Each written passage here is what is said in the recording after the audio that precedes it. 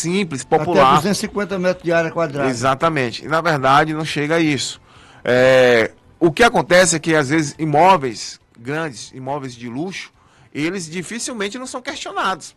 Se você deixa de pagar um aluguel, se você está alugando, está morando nesse imóvel de favor, né? E sem um contrato, sem uma regra judicial que lhe dê aquela posse, é muito difícil isso no imóvel, né, de grande valor. Então as pessoas que têm imóveis de grande valor, elas têm uma tendência de ter uma maior preocupação. Agora, pode um inquilino transformar o imóvel alugado em AIRB sem autorização do proprietário? Não, não pode. Porque o que acontece, Lorival, hoje é uma febre, né? O Airbnb, ele acabou substituindo muitos hotéis, a questão hoteleira, né? Você, às vezes, você busca um lugar mais aconchegante, semelhante à sua casa, do que o ambiente de um hotel. Mas quando você aluga um imóvel, você não pode sublocar. Você sempre pode observar que nas regras do aluguel, você tem sempre situações específicas. Se o aluguel ele é residencial, se o aluguel é comercial, e sempre no contrato tem uma cláusula dizendo que a sublocação ela não é permitida. Então o Airbnb, na verdade, acaba sendo uma sublocação de alguém que já alugou, tentando passar para terceiros. Agora, quando o imóvel é vendido para duas pessoas, o que vem acontecer entre essas duas pessoas? Isso acontece muito, viu, Lorival? Esses problemas que acabam... Já deu até morte. Já deu até morte. Você lembra dessa história, rapaz? Deixa pra lá. Essas coisas pra gente recordar coisa. Pois é. Nesses casos, né, a prioridade... Primeiro que o corretor e o proprietário que fazem essa prática, eles estão sujeitos à judicialização na esfera criminal, que é crime, certo? E segundo, é que a prioridade é daquele que registrou o imóvel primeiro, cabendo tanto para esse como para aquele que perdeu o valor sendo enganado, né, a restituição, dano moral, certo? E também cabe para ele ali um dano material, com certeza. Pode-se construir num terreno que não tem escritura definitiva? Isso é um risco, Lorival. O que acontece é que as pessoas às vezes não entendem. Sabe aquele ditado popular que esse terreno não tem dono? Sim. Isso é mito. Todo terreno neste planeta tem uma propriedade. Tem um dono. Seja ele particular, seja ele o município, seja ele o estado, seja ele a União. Então todo terreno tem um dono. A partir do momento que você constrói em um terreno o qual você não tem a escritura daquele terreno, porque a construção tem que ser averbada no cartório. Toda construção tem que ser averbada no cartório. Como é que você vai averbar algo que você construiu em cima de um terreno que você não tem um documento? Então isso é um risco enorme, não é aconselhado, isso é uma dor de cabeça. Primeiro é regularizar o terreno para depois construir. Certo. Agora, em que casos o poder público pode desapropriar um imóvel particular? Dois momentos o poder público pode desapropriar o imóvel. Primeiro, o interesse público e o segundo, o interesse agrário. Quais são essas diferenças, Tiago?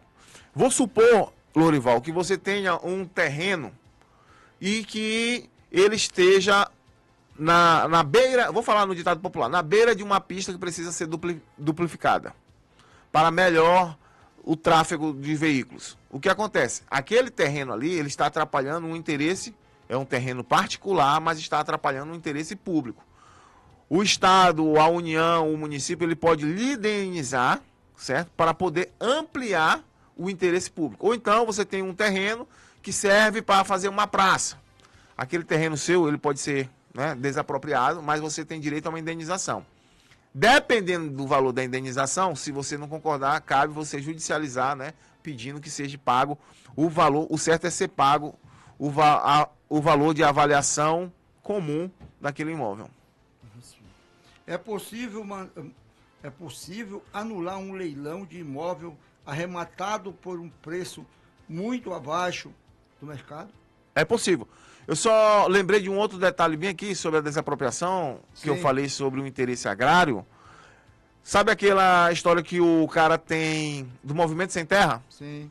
O cara tem 30 mil hectares e de repente tem lá 10 famílias trabalhando de agricultura familiar, de subsistência. O poder público ele pode desapropriar parte daquele terreno para colocar assentamentos para aquelas famílias. Então, esse aí é o interesse agrário, certo? Isso é permitido desde que caibam também indenizações para aquelas famílias. Geralmente isso acontece nesses processos no INCRA. Agora, doutor, e ainda nessa área de leilão, de propriedade, de casas e tudo, a Caixa Econômica abre um financiamento, digamos, para o Eduardo. Certo. O Eduardo vai, paga. Quando chega mais ou menos próximo da metade do valor, então 40% do valor do imóvel das prestações, que é 250 meses, né? O contrato tem várias quantidades, mas um deles, que era mais usado, era o de 250 meses para baixa renda. Aí ele paga e quando chega em determinado ponto ele não tem mais condição de pagar e deixa de pagar. Ele não tem outro imóvel para onde ele possa deixar. Aí a casa dele vai para o leilão e como é que fica a situação dessa pessoa? Ele perde tudo aquilo que ele pagou e vai para o meio da rua? Lorival, existem duas situações com relação a leilão. A primeira é que você fez um financiamento. Esse financiamento, na verdade, você é devedor do banco. Você não é proprietário da casa. Sim. Você tem direito à posse da casa, mas a propriedade da casa é do banco, certo?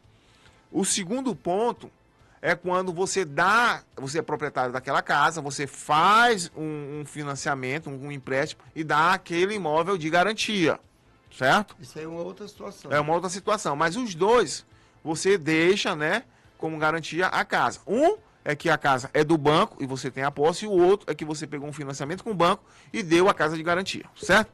Nesse caso, você pagou ali 30 anos o financiamento, você pagou 20, ficou 10.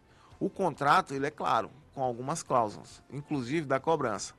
Ele vai para leilão, aquele valor do débito, certo? Sendo arrematado, você ainda ganha o saldo restante.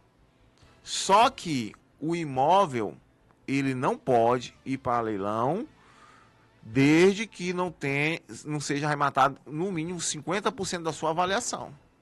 Você está entendendo? Então, assim, se o imóvel vale 200 mil, ele pode, o mínimo dele ser arrematado é 100 mil. E detalhe, você tem a prioridade. Você que tem o financiamento, você tem a prioridade. Você que fez o empréstimo e deu de garantia, você tem a prioridade. Então, existem algumas regras. A primeira regra é que você tem que ser notificado, né, na hora que o banco tira a posse ou coloca esse imóvel no leilão, porque a preferência é sua. Se um terceiro, o dono do imóvel é você, se eu arrematei o imóvel, tu não foi notificado, não está sabendo, você pode anular aquele leilão. Ou se você, mesmo eu tendo arrematado o imóvel no leilão, você adquiriu dinheiro e quitou o débito, e eu ainda não paguei pelo que eu arrematei, o meu leilão, o qual eu arrematei, ele é anulado. Outra coisa, quando a gente faz um contrato com o agente financeiro, principalmente a Caixa Econômica, todas as prestações vêm imbuída um seguro. Aliás, hoje tudo que tu compra numa loja, tudo vem um seguro para cobrir exatamente a perca da inadimplência daquela pessoa. Quanto ao imóvel, esse seguro não cobriria no caso de uma pessoa não poder pagar? Não, o seguro, o seguro, ele é na causa de sucessões, da sua ausência. O que é isso, já? Morte. Certo? Se você fez um imóvel, você colocou ele e tem a cláusula de seguro, aquela cláusula de seguro, ela trata sobre o seu falecimento. Se você faleceu e tudo, aí o imóvel é quitado e a sua viúva, né, a cônjuge, os herdeiros, que vão partilhar aquele imóvel, já quitado. Então não cabe o débito. E alguns detalhes. Tiago, quais são os detalhes? Primeiro você tem que verificar a carência.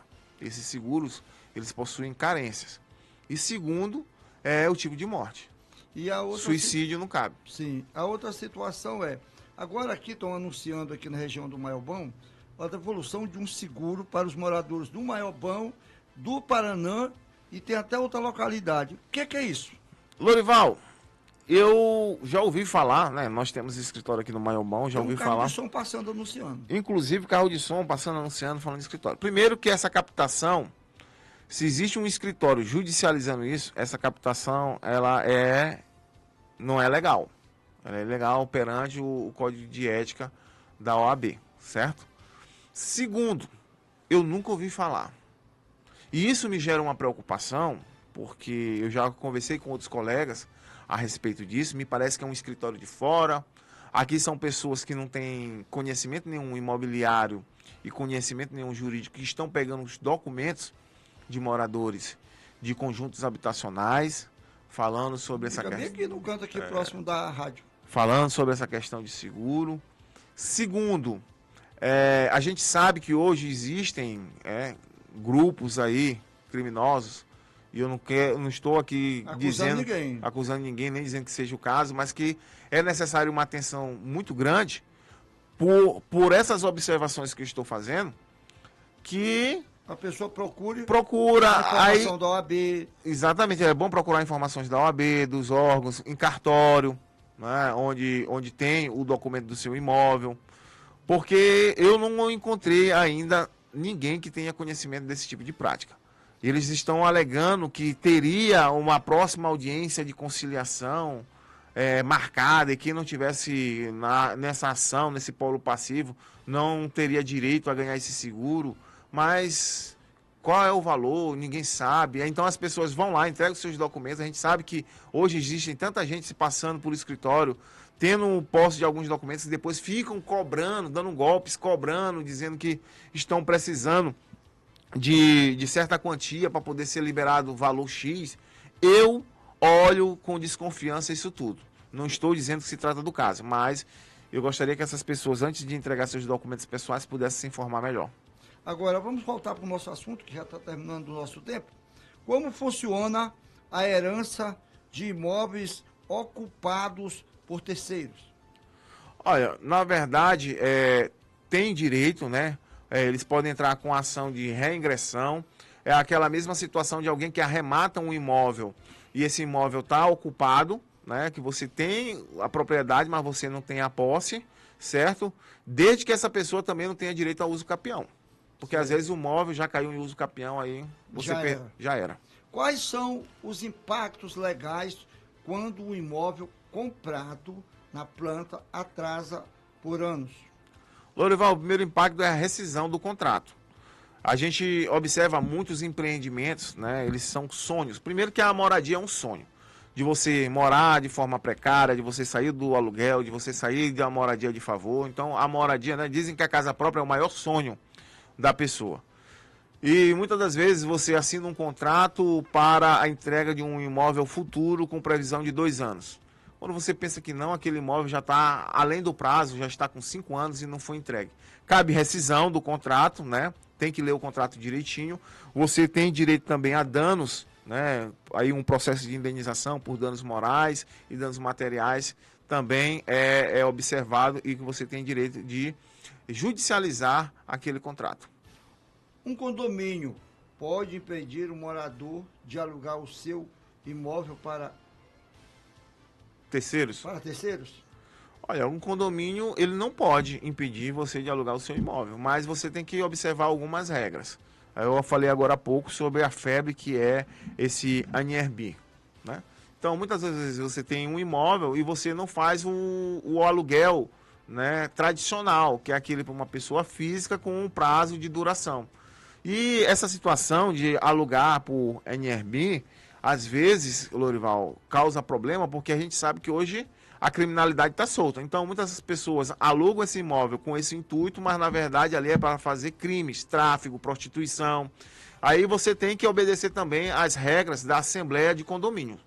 Todo condomínio tem suas assembleias, onde é o norte das regras de convivência dos moradores. Então, se a Assembleia, se o condomínio, dentro do seu regimento, tem a regra que não é permitido o aluguel, fora o aluguel tradicional, que é para uma pessoa física com o intuito de residência, ele tem que ser observado se cabe ou não a modalidade em Airbnb.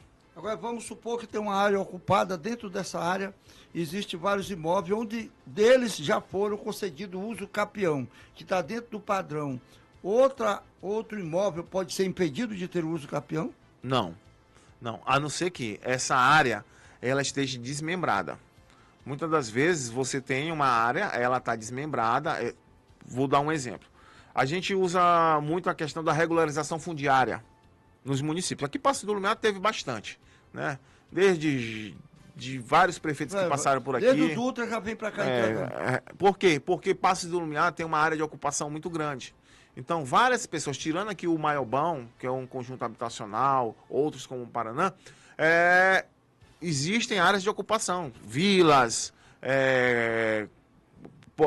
povoados, invasões, né? Ocupações irregulares. Essas ocupações, elas podem estar dentro de um terreno e esse terreno está desmembrado. Às vezes você acha que é o mesmo bairro, mas lá tem um desmembramento, aonde uma parte tem uma propriedade que está reivindicando judicialmente e a outra não. Aonde uma parte é do município, que ele tem liberdade de dar o título de posse dele para quem ele quiser, e a outra parte está sendo judicializada. Então, aquele que está ocupando uma parte que está judicializada, ele não tem direito, né, à regularização fundiária, assim como os outros. Tá certo. Doutor, muito obrigado.